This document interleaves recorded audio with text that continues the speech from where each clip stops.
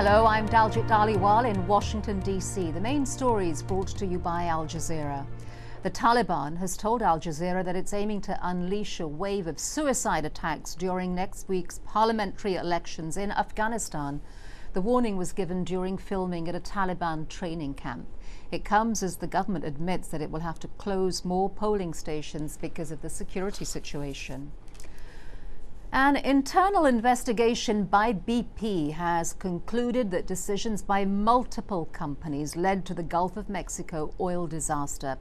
The company faces billions of dollars in penalties if it is found guilty of gross negligence in the Gulf of Mexico. Jonah Hull has the details from London. There's plenty at stake, of course, for BP in the aftermath of this disaster, not least its battered international reputation and also billions more in costs and compensation still to come.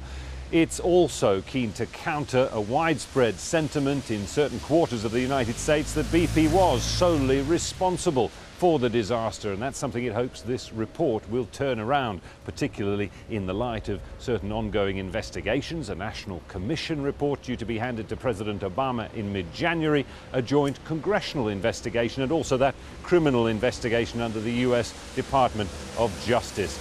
Will it succeed? Well, the risk, of course, is that companies like Halliburton and Transocean decide to turn their big legal guns against BP, and also that public and political sentiment remains unmoved and takes against this effort to share the blame.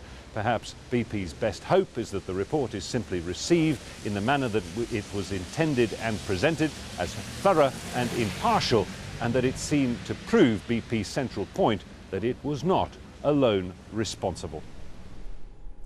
A US pastor says that he will go ahead with a Quran burning ceremony at his church on September the 11th. Terry Jones gave a news conference to defend the move on Wednesday following a wave of international criticism.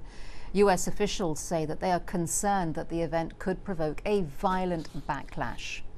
Hamas's military wing has accused the Palestinian Authority of treason after it arrested hundreds of its members.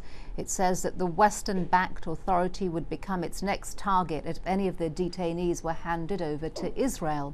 The arrests followed two deadly attacks on Jewish settlers in the occupied West Bank last week.